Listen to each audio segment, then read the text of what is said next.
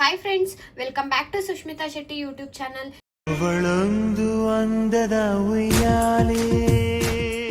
ಇವತ್ತು ನಾನು ನಿಮಗೆ ಮಟನ್ ರೆಸಿಪಿನ ಮಾಡೋದು ಹೇಳ್ಕೊಡ್ತಾ ಇದ್ದೀನಿ. ನಾನು ಮಾಡ್ತಾ ಇರೋ ರೆಸಿಪಿ ಏನಪ್ಪಾ ಅಂತಂದ್ರೆ ಮಟನ್ ಸಾಂಬಾರ್. ಸೊ ಅದಕ್ಕೆ ಬೇಕಾಗಿರೋ ಇಂಗ್ರೀಡಿಯೆಂಟ್ನ ಒಂದೊಂದೇ ನೋಡ್ಕೊಂಡು ಹೋಗೋಣ. ನಾನಿಲ್ಲಿ ವೆಜಿಟೇಬಲ್ಸ್ನ ತಗೊಂಡಿದ್ದೀನಿ. ಸೊ ಫ್ರೆಂಡ್ಸ್, ಯಾವುದೇ ವೆಜಿಟೇಬಲ್ಸ್ನ ಬಿಫೋರ್ ನೀವು ಅಡುಗೆಗೆ ಬಳಸೋಕೆ ಮುಂಚೆ ನೀಟಾಗಿ ವಾಶ್ ಮಾಡ್ಕೊಳ್ಳಿ, ಸೊ ದಟ್ ಹೆಲ್ತಿ ಆಗಿರುತ್ತೆ. ನಾನಿಲ್ಲಿ ಮೊದಲನೇದಾಗಿ ಈರುಳ್ಳಿನ ತಗೊಂಡಿದ್ದೀನಿ ಫ್ರೆಂಡ್ಸ್. 4 ದೊಡ್ಡ ಈರುಳ್ಳಿನ ತಗೊಂಡಿದ್ದೀನಿ. ಅದ್ರ ಜೊತೆ ಶುಂಠಿ ತಗೊಂಡಿದ್ದೀನಿ, ಒಂದು 3 ಬೆರಳುದ್ದ ಅಷ್ಟು ಶುಂಠಿ ತಗೊಂಡಿದ್ದೀನಿ. ಚಕ್ಕೆ ಒಂದು 3 ಉದ್ದನೇದು ಚಕ್ಕೆ ತಗೊಂಡಿದ್ದೀನಿ. ಮತ್ತೆ ಒಂದು 4 ಲವಂಗನ ತಗೊಂಡಿದ್ದೀನಿ, ಸ್ವಲ್ಪ ಕಾಳುಮೆಣಸು, ಅದ್ರ ಜೊತೆಗೆ 1-2 ಏಲಕ್ಕಿ ತಗೊಂಡಿದ್ದೀನಿ. ಮತ್ತೆ ಫ್ರೆಂಡ್ಸ್, ನಾನಿಲ್ಲಿ ಬೆಳ್ಳುಳ್ಳಿನ ತಗೊಂಡಿದ್ದೀನಿ, ಒಂದು 3 ಒಡಕ್ಲಷ್ಟು ಬೆಳ್ಳುಳ್ಳಿನ ತಗೊಂಡಿದ್ದೀನಿ. ಜೊತೆಗೆ ನಾನು ಕೊತ್ತಂಬರಿ ಸೊಪ್ಪನ್ನ ತಗೊಂಡಿದ್ದೀನಿ ಫ್ರೆಂಡ್ಸ್. 3 ದುಂಡನೇದು ಬೆಳ್ಳುಳ್ಳಿ ತಗೊಂಡಿದ್ದೀನಿ. ಅದರ ಜೊತೆಗೆ ಒಂದು 4 ದೊಡ್ಡ ಟೊಮೊಟೊ ತಗೊಂಡಿದ್ದೀನಿ. ಹಾಗೆ ತೆಂಗಿನಕಾಯಿನ ತಗೊಂಡಿದ್ದೀನಿ, 1 ಕಾಯಿ ಫುಲ್ ತೆಂಗಿನಕಾಯಿನ, 2 ಒಳಕೆ ಕಾಯಿನ ತಗೊಂಡಿದ್ದೀನಿ, ಸ್ವಲ್ಪ ದೊಡ್ಡದಾಗಿರೋದೇನೆ. ಇಷ್ಟು ಇಂಗ್ರೀಡಿಯೆಂಟ್ಸ್ನ ಇವಾಗ ಸದ್ಯಕ್ಕೆ ನಾನು ಇಲ್ಲಿ ತೋರಿಸ್ತಾ ಇದ್ದೀನಿ. ಜೊತೆಗೆ ನಾವು ನೆಕ್ಸ್ಟ್ ಏನು ಮಾಡಬೇಕು ಅಂತ ಅಂದರೆ, ನಾವು ಈರುಳ್ಳಿನ ಫ್ರೈ ಮಾಡ್ಕೋಬೇಕು ಫ್ರೆಂಡ್ಸ್.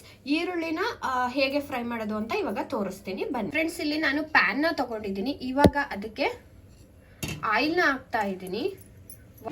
2 ಸ್ಪೂನ್ ಆಯಿಲ್ ಹಾಕೊಂಡಿದ್ದೀನಿ. ಜಸ್ಟ್ ಫ್ರೈ ಮಾಡೋಕ್ಕೆ ಅಷ್ಟೇ ಅಲ್ವಾ, 2 ಸ್ಪೂನ್ ಆಯಿಲು ಸಾಕು. ನಾವು ಇದಕ್ಕೆ ನೇರ ಈರುಳ್ಳಿನ ಹಾಕೋಣ.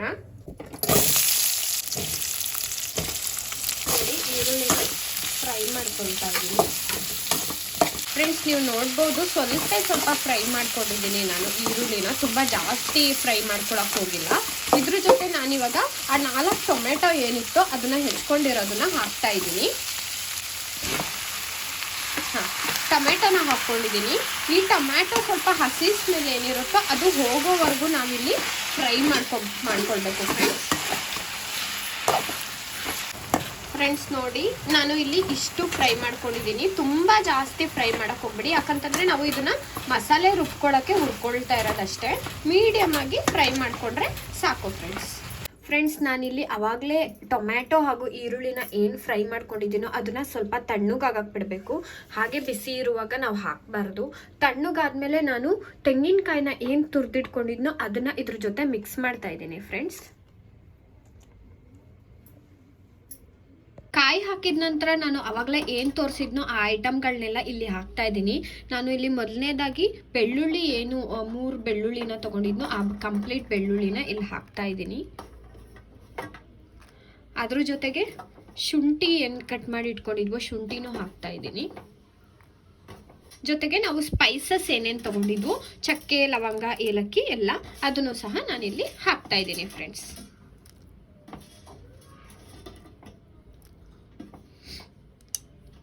ಕೊನೆಯದಾಗಿ ಇದೆಲ್ಲ ಆಗಿದ ನಂತರ ಫ್ರೆಶ್ ಆಗಿರೋ ಕೊತ್ತಂಬರಿನ ಹಾಕ್ತಾ ಇದ್ದೀನಿ.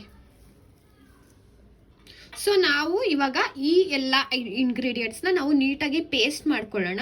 ಖಾರ ರುಬ್ಕೊಂಡು ಅದಕ್ಕೆ ಮಸಾಲೆ ರುಬ್ಕೊಂಡು ನಾನು ಬರ್ತೀನಿ ಫ್ರೆಂಡ್ಸ್. ಇಲ್ಲಿ ನಾನು 1.5 kg ಮಟನ್ನ ತಗೊಂಡಿದ್ದೀನಿ. ಈ ಮಟನ್ನ ನಾವು ಇವಾಗ ಬೇಯಿಸ್ಕೊಳ್ಳೋಣ ಬನ್ನಿ.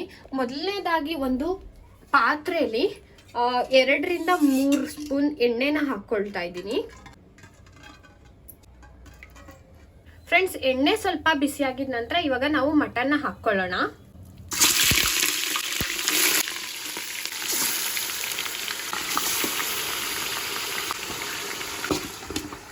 ಫ್ರೆಂಡ್ಸ್, ಇಲ್ಲಿ ನಾನು 1.5 kg ಮಟನ್ನ ಏನು ತಗೊಂಡಿದ್ದೀನೋ ಅದನ್ನ ಕಂಪ್ಲೀಟ್ ಆಗಿ ಆಯಿಲಲ್ಲಿ ಫ್ರೈ ಮಾಡ್ಕೊಳ್ತಾ ಇದ್ದೀನಿ. ಚೆನ್ನಾಗಿ ಮಿಕ್ಸ್ ಮಾಡ್ಕೊಳ್ಳೋಣ. ಸ್ವಲ್ಪ ಆಯಿಲ್ ಎಲ್ಲದಕ್ಕೂ ಹತ್ಕೋಬೇಕು. ಇದ್ರ ಜೊತೆ ನಾನು ಏನು ಹಾಕ್ತೀನಿ ಅಂತ ತೋರಿಸ್ತೀನಿ ಇವಾಗ ಫ್ರೆಂಡ್ಸ್. 1 ಹಿಡಿಯಷ್ಟು ಉಪ್ಪನ್ನ ಹಾಕ್ಕೊಳ್ತಾ ಇದ್ದೀನಿ. ಉಪ್ಪು ಹಾಕಿದ ನಂತರ ಚೆನ್ನಾಗಿ ಅದನ್ನು ಸ್ವಲ್ಪ ಮಿಕ್ಸ್ ಮಾಡ್ಕೊಳ್ಳೋಣ ಫ್ರೆಂಡ್ಸ್. ಇವಾಗ ಉಪ್ಪು ಹಾಕಿದ ನಂತರ ನಾನು ಇಲ್ಲಿ 4 ಸ್ಪೂನಷ್ಟು ಖಾರದ ಪುಡಿನ ಹಾಕ್ಕೊಳ್ತಾ ಇದ್ದೀನಿ. ಅದ್ರ ಜೊತೆಗೆ 4 ಟೇಬಲ್ ಸ್ಪೂನಷ್ಟು ಧನಿಯಾ ಪೌಡರ್ ಸಹ ಹಾಕ್ಕೊಳ್ತಾ ಇದ್ದೀನಿ. ಇದನ್ನ ಎರಡನ್ನೂ ಹಾಕಿದ ನಂತರ ನಾವು ನೀಟಾಗಿ ಮಿಕ್ಸ್ ಮಾಡ್ಕೊಳ್ಳೋಣ. ನಾನು ಖಾರದ ಪುಡಿ ಧನಿಯಾ ಪುಡಿ ಏನು ಹಾಕ್ಕೊಂಡಿದ್ದೋ ಕಂಪ್ಲೀಟಾಗಿ ಮಿಕ್ಸ್ ಆಗಿದೆ. ಇವಾಗ 4 ಲೋಟದಷ್ಟು ಇದಕ್ಕೆ ನಾವು ನೀರು ಹಾಕ್ಕೊಳ್ಳೋಣ. ಈ ಥರ ಗ್ಲಾಸಲ್ಲಿ ನಾನು 4 ಲೋಟ ನೀರು ಹಾಕ್ಕೊಳ್ತಾ ಇದ್ದೀನಿ.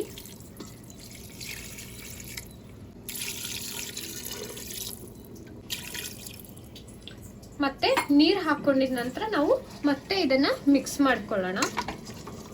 ಫ್ರೆಂಡ್ಸ್ ನೋಡಿ, ಮಟನ್ಗೆ ನಾನು ಇಲ್ಲಿ 4 ಲೋಟ ನೀರು ಹಾಕೊಂಡು ಸ್ವಲ್ಪ ತಿಕ್ಕಾಗೇನೆ ಕುದಿಸ್ಕೊಳ್ತೀನಿ. ಸೊ ದಟ್ ಮಸಾಲ ಎಲ್ಲ ನೀಟಾಗಿ ಮಟನ್ಗೆ ಹತ್ಕೊಳ್ಳುತ್ತೆ. ಅದಾದ್ಮೇಲೆ ನಾವು ಬೇಕಾದ್ರೆ ಇನ್ನೂ ಹೆಚ್ಚು ನೀರನ್ನ ಹಾಕೊಳ್ಬೋದು ಫ್ರೆಂಡ್ಸ್. ಗೊತ್ತಿರೋ ಹಾಗೇನೆ ಮಟನ್ ಸ್ವಲ್ಪ ಜಾಸ್ತಿ ಟೈಮೇ ತಗೊಳುತ್ತೆ ಬೇಯಕ್ಕೋಸ್ಕರ. ಅದಾದ್ಮೇಲೆ ನಾವು ನೀರನ್ನ ಹಾಕಿ ಬೇಯಿಸ್ಕೊಳ್ಳೋಣ. ಅದಾದ್ಮೇಲೆ ಮತ್ತೆ ಇದಕ್ಕೆ ಏನೇನು ಸೇರಿಸ್ಬೇಕು, ನಾವು ಮಸಾಲೆನೆಲ್ಲ ಹೇಗೆ ಸೇರಿಸೋದು ಅಂತ ಹೇಳ್ಬಿಟ್ಟು, ರುಬ್ಕೊಂಡಿರೋ ಪೇಸ್ಟ್ನ ಹೇಗೆ ಸೇರಿಸೋದು ಅಂತ ಹೇಳ್ಬಿಟ್ಟು ನಾನು ನಿಮಗೆ ತೋರಿಸ್ಕೊಡ್ತೀನಿ. ಫ್ರೆಂಡ್ಸ್, ನಾವು ಈ ಪೇಸ್ಟ್ ಮಾಡೋಕ್ಕೆ ರೆಡಿ ಮಾಡಿಟ್ಟಿದ್ದ ಐಟಮ್ನ ಎಲ್ಲಾನು ಚೆನ್ನಾಗಿ ಮಿಕ್ಸ್ ಮಾಡ್ಕೊಂಡಿದ್ದೀನಿ. ಸೊ ದಟ್ ಎಲ್ಲ ಪೇಸ್ಟು ಒಂದೇ ಸಮನಾಗಿರಲಿ. ಸ್ವಲ್ಪ ಜಾಸ್ತಿ ಇರೋದ್ರಿಂದ ಮಿಕ್ಸ್ ಮಾಡಿ ಆಮೇಲೆ 2 ಪಾರ್ಟಲ್ಲಿ ನಾನು ಇದನ್ನು ರುಬ್ಕೊಳ್ತೀನಿ. ಸೊ ಬನ್ನಿ, ರುಬ್ಕೊಂಡ್ಮೇಲೆ ಯಾವ ಥರ ಇರುತ್ತೆ ಅಂತ ತೋರಿಸ್ಕೊಡ್ತೀನಿ. ನಾವಿಲ್ಲಿ ಖಾರನ ಕಂಪ್ಲೀಟಾಗಿ ರುಬ್ಕೊಂಡಾಗಿದೆ ಮಸಾಲೆನ. ಸೊ ಈ ಮಸಾಲೆನ ನೆಕ್ಸ್ಟ್ ಏನು ಮಾಡೋದು ಅಂತ ಹೇಳ್ತೀನಿ, ಬನ್ನಿ. 4 ಲೋಟದಷ್ಟು ನೀರು ಏನು ಹಾಕೊಂಡಿದ್ವು ಅದು ಕುದ್ದಿದ್ದಾಯ್ತು. ನಾನು 10 ಮಿನಿಟ್ಸ್ ನಂತರ ಮತ್ತೆ ಇನ್ನೂ 4 ಲೋಟದಷ್ಟು ನೀರನ್ನ ಹಾಕ್ಕೊಂಡಿದ್ದೀನಿ. ನೀವು ನೋಡ್ತಾ ಇರ್ಬೋದು, ಸ್ವಲ್ಪ ತೆಳ್ಳುಗೆ ಕಾಣಿಸ್ತಾ ಇದೆ. ನಾನು ಇನ್ನೂ 4 ಲೋಟದಷ್ಟು ಹೆಚ್ಚಿಗೆ ನೀರನ್ನ ಇದರಲ್ಲಿ ಹಾಕ್ಕೊಂಡಿದ್ದೀನಿ ಫ್ರೆಂಡ್ಸ್. ಇದನ್ನು ಮತ್ತೆ ನಾವು ಒಂದು 10 ರಿಂದ 15 ನಿಮಿಷ ಬೇಯಿಸ್ಕೊಳ್ಳೋಣ. ಮಟನ್ ಬೇಯೋಕ್ಕೆ ತುಂಬ ಟೈಮ್ ತೊಗೊಳೋದ್ರಿಂದ ಸ್ವಲ್ಪ ಜಾಸ್ತಿ ಹೊತ್ತು ಬೇಯಿಸ್ಕೊಳ್ಬೇಕು. ಮಟನ್ ಬೇಯೋವರೆಗೂ ಬೇಯಿಸ್ಕೊಳ್ಳೋಣ. ಕೆಲವೊಬ್ಬರು ಕುಕ್ಕರಲ್ಲಿ ಬೇಯಿಸ್ಕೊಳ್ತಾರೆ. ನಾನು ಇಲ್ಲಿ ಡೈರೆಕ್ಟಾಗಿ ಪಾತ್ರೆಯಲ್ಲೇ ಸಾಂಬಾರು ಮಾಡ್ಕೊಳ್ತಾ ಇದ್ದೀನಿ. ಫ್ರೆಂಡ್ಸ್, ನಾವು ಸಾಂಬಾರ್ನ ಮಟನ್ನ ಏನು ಕುದಿಯೋಕ್ಕಿಟ್ಟಿದ್ವೋ ಇದನ್ನ ಒಂದು ಅರ್ಧ ಗಂಟೆ ಬೇಯಿಸಿದ್ದೀವಿ. ನನ್ನ ಪ್ರಕಾರ ಇದು ಚೆನ್ನಾಗಿ ಬೆಂದಿದೆ. ಇವಾಗ ನಾವು ಏನು ರುಬ್ಬಿ ಇಟ್ಕೊಂಡಿದ್ವೋ ಮಸಾಲಾನ ಇದಕ್ಕೆ ನಾವು ಇವಾಗ ಆ್ಯಡ್ ಮಾಡ್ತಾ ಹೋಗೋಣ, ಬನ್ನಿ ಫ್ರೆಂಡ್ಸ್. ನೋಡಿ, ಈ ಮಸಾಲೆನ ಹಾಕ್ತಾ ಇದ್ದೀನಿ ನಾನು. ನಿಧಾನಕ್ಕೆ ಹಾಕ್ಕೊಳ್ಳೋಣ.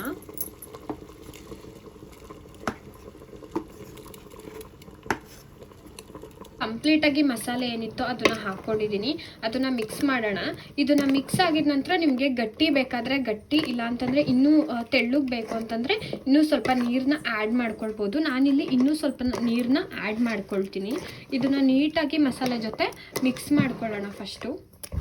ನಾವಿವತ್ತು ಸ್ವಲ್ಪ ಜಾಸ್ತಿ ಕ್ವಾಂಟಿಟಿಗೆ ಮಾಡ್ತಾ ಇರೋದ್ರಿಂದ ನಾನು ಸ್ವಲ್ಪ ಜಾಸ್ತಿನೇ ನೀರು ಹಾಕ್ಕೊಳ್ತೀನಿ. ತುಂಬ ಗಟ್ಟಿ ಇದೆ ಇದು ನೋಡ್ಬೋದು ನೀವು. ನಿಮಗೆ ಯಾವ ಥರ ಬೇಕೋ ಆ ಥರ ಗಟ್ಟಿಗೆ ಬೇಕಾದರೆ ಗಟ್ಟಿಗೆ, ಇಲ್ಲ ತೆಳ್ಳಗೆ ಬೇಕಾದರೆ ತೆಳ್ಳಗೆ ನೀರಿನ ಪ್ರಮಾಣ ನೋಡಿ ಹಾಕ್ಕೋಬೋದು.